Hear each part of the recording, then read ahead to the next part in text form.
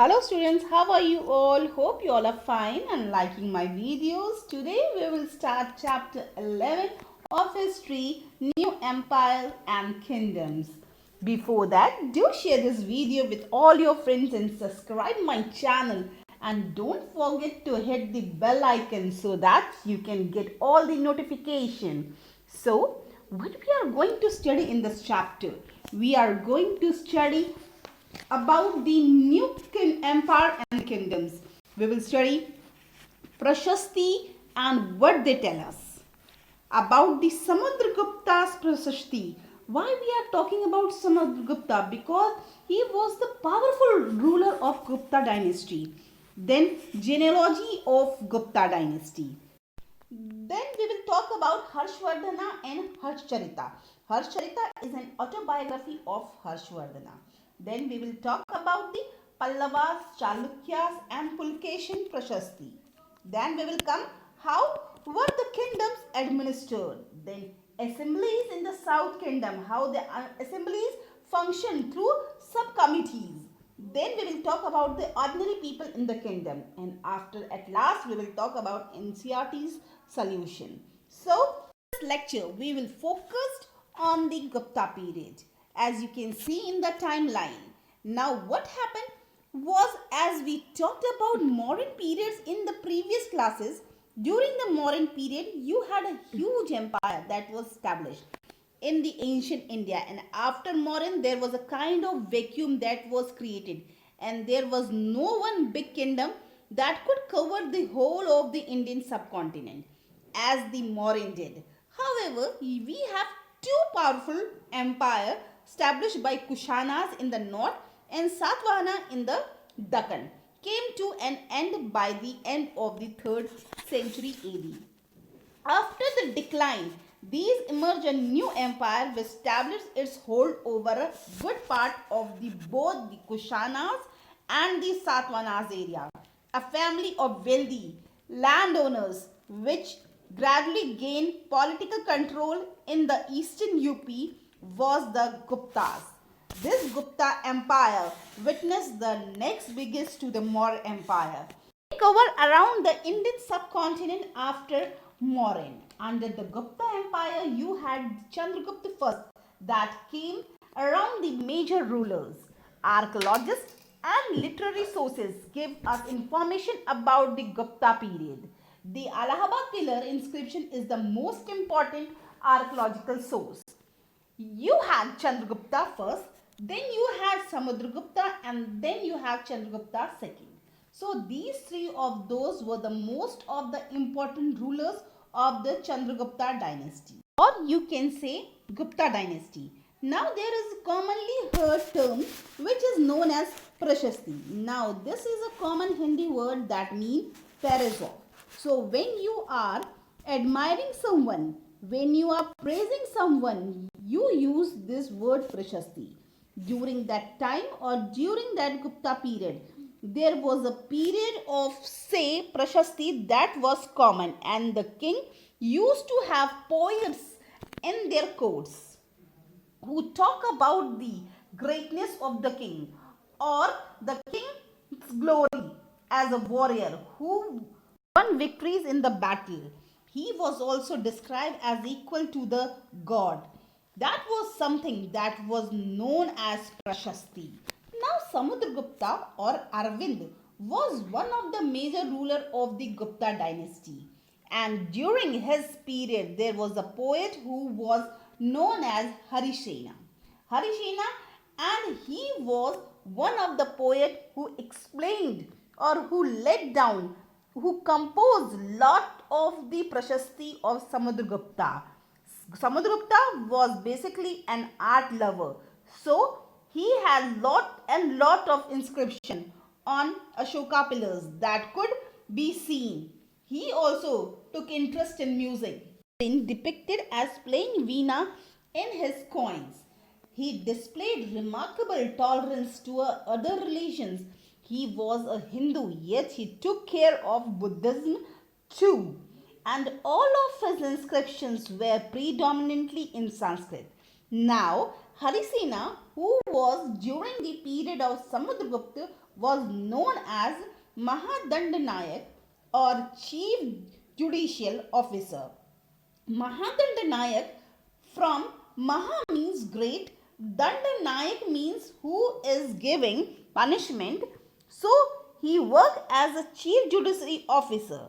He was also awarded to the post of Kumar Amatya, that means an important minister, and a Sandhi Vigrahika, meaning a minister of war and peace.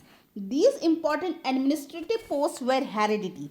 This means that son succeeded father to these posts. Now, beside these, there were other terms that were common during that period. These were the kind of titles that were given during this period. Nagarasheshta or the chief banker or merchant of the city. Then you have Sartavaha or the leader of the merchant caravan, and then you have Prathamakulika or the chief craft person. So there were some common terms of the titles that were given during that period. Now when we talk about the Gupta period, as you can see, this region which is shown with dark blue color was the region of Chandragupta First. But Chandragupta First is known because he released the Gupta calendar. Also, he was the first to get the title of Maharaja Adhiraj, that is the highest of the king, or we can say king of kings. Later on, this title was given to Samudragupta, who acquired the major portion of India. Chandragupta First was married to Kumar Devi, who belongs to Lichvigana, and during this period, the major center was Patliputra.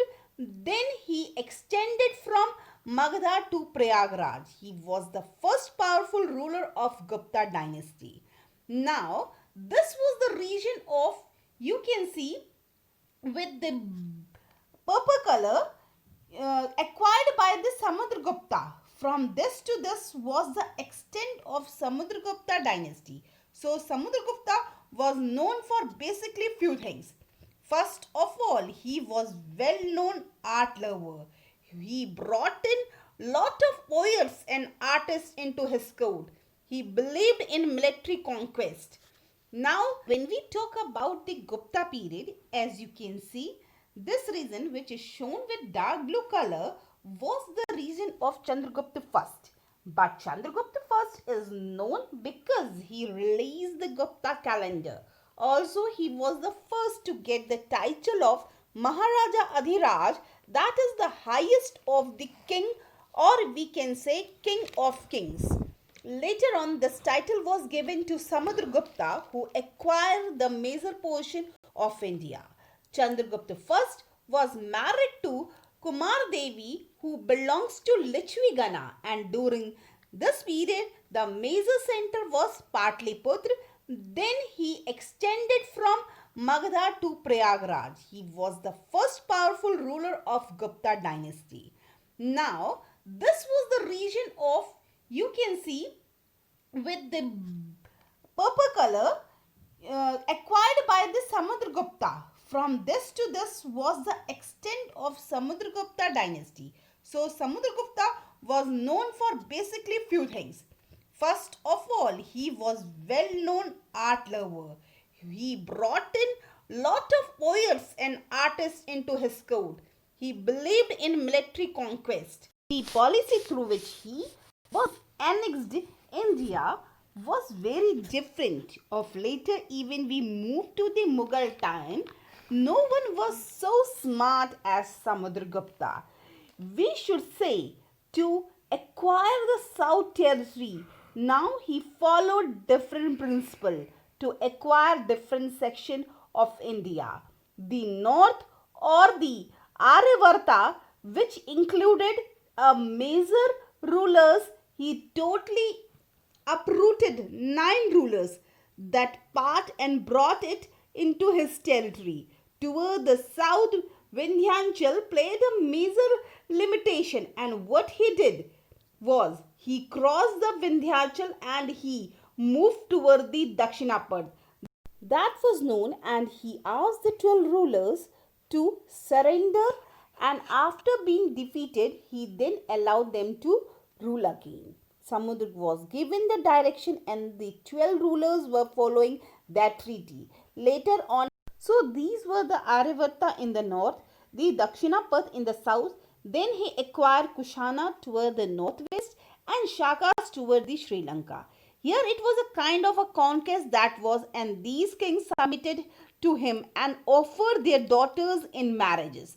As Samudragupta power declined by the time of Skandagupta and later, what happened was as the power of Gupta Empire was slowly down or moving back, these small kingdoms from the south tried to regain their independence, and all the smaller kings in the south started to become independent.